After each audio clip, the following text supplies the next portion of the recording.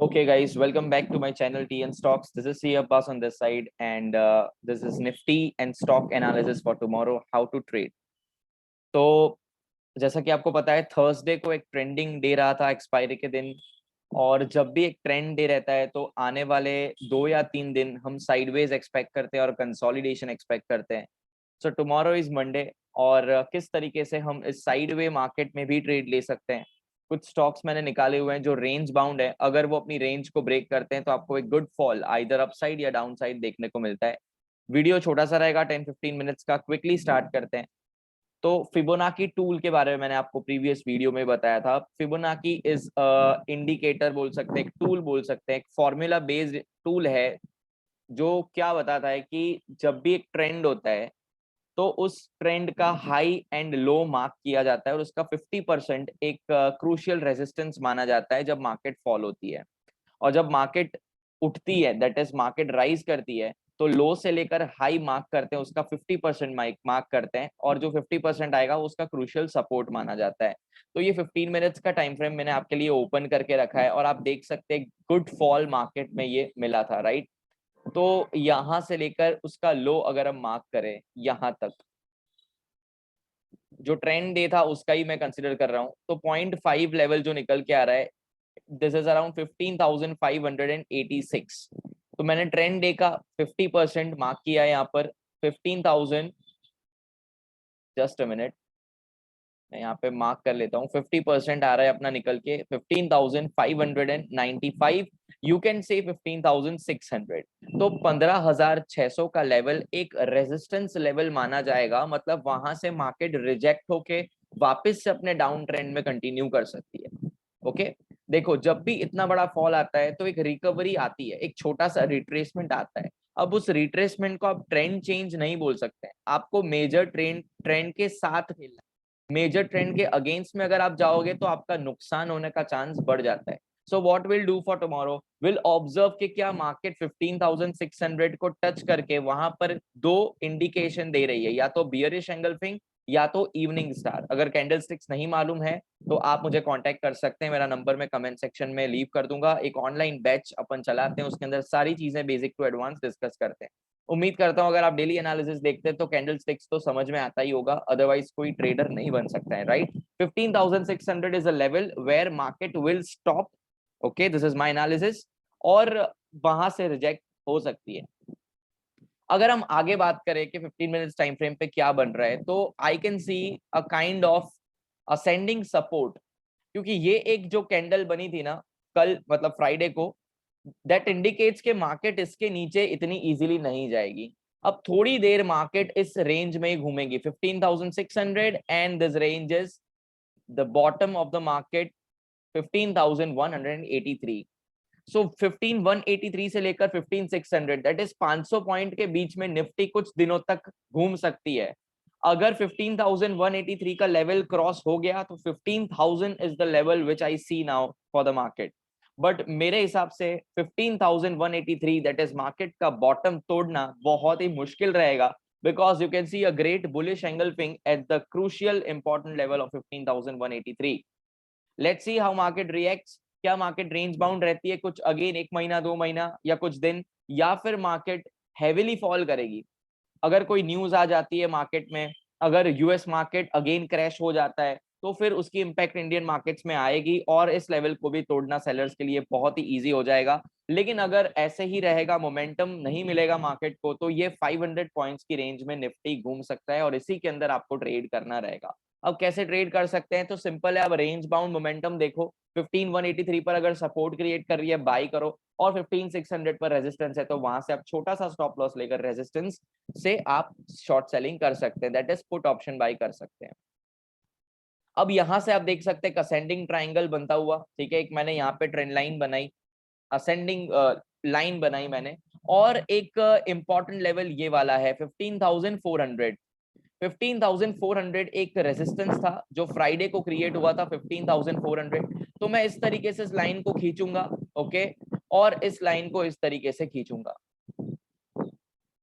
Okay, अब देखो जैसे ये असेंडिंग ट्राइंगल का कैसा रहता है कि ब्रेकडाउन भी मिल सकता है, ब्रेकआउट भी मिल सकता है, हायर प्रोबेबिलिटी रहती है कि ब्रेकआउट का। तो जैसे यहाँ पे एक गुड कैंडल क्लोज हो जाती है 15400 के ऊपर, तो आप 15600 तक आप ट्रेल करके अपना टारगेट लगा सकते हैं, या तो फिर आप 1:1.5 ऐसे मार्केट में बुक कर सकते हैं। लेकिन अगर ये रेंज टूटती अगेन, तो again we can see a bottom, मतलब कल मार्केट अगर यहाँ पे आके इस तरीके से इसको तोड़ता है, तो यहाँ से आप शॉर्ट सेलिंग करके आप लगा सकते हैं 15,180 का टारगेट। ये चीज आप कर सकते हैं निफ्टी के अंदर। बाकी और कुछ अभी देखना है, अगर मार्केट गैप अप हो जाती है तो वी हैव टू सी कि क्या वो असेंडिंग ट्रायंगल के ऊपर खुलता है और क्या यहाँ पे सपोर्ट लेता है। अगर मार्केट यहाँ पे सपोर्ट लेता है तो 5-10-15 मिनट तक आप इंतजार करना, सीधा ट्रेड मत लेना, हो सकता है गैप अप फेल हो जाए and we can see a good nice downside move. तो you always have to wait for 15 minutes. 9:30 तक कोई भी ट्रेड नहीं लेना है, मतलब नहीं लेना है, because there are lot of volatility in the market, BTST वाले होते हैं और 5-10 मिनट में भीड़ बहुत होती है मार्केट के अंदर, कोई क्लियर इंडिकेशन नहीं आता है। Even I trade after 10 o'clock, मैं खुद 10 बजे के बाद ट्रेड करता हूँ, 9:30 नहीं 10 बजे के बाद ट्रेड करता हूँ। अगर आपको ट्रेड लेना है जल्दी तो आप 9:30 के बाद आप ले सकते हैं। गैप अप होता है तो इस जो असेंडिंग ट्राइंगल जो मैंने बनाया उसका जो ऊपर रेजिस्टेंस 15400 है उसके ऊपर अपन को क्लोज चाहिए, 15600 कुड बी द टारगेट। अगर मार्केट गैप डाउन होता है ना, तो फिर गैप डाउन होने के बाद वो 15183 तक जाता है, आप प्रॉफिट बुक कर लो, और फिर अगेन वहां से कुछ सपोर्ट क्रिएट कर सकता है, तो फिर आप सीई की पोजीशन भी बना सकते हैं। You can play accordingly.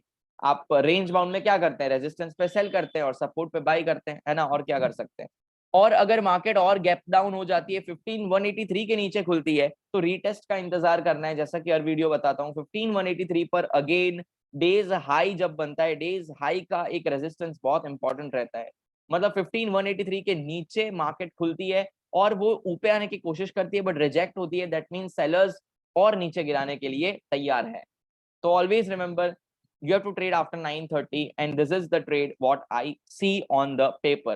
So let's understand some stocks also. ये range bound stocks है। एक है वेदांता जो बहुत ही जबरदस्त फॉल हुआ है, ऊपर से ट्रेंड लाइन भी आती है, आप बना सकते हैं, आप पॉज करके बना सकते हैं, स्क्रीनशॉट ले लो और खुद बनाओ और आप ट्रेड कर सकते हैं। आप देख सकते हैं 15 मिनट्स पे ऊपर से ट्रेंड लाइन आती है और अब एक बोल सकते हैं बियरिश पेंडेंट टाइप या बियरिश असेंडिंग ट्राइंगल जैसा कुछ बना रही है और डिसेंडिंग ट्राइंगल बना रही है, सॉरी। तो और एक्सपेक्ट कर सकते हैं वेदांता को नीचे गिरते हुए, it's a very weak stock, हम एक्सपेक्ट कर सकते हैं।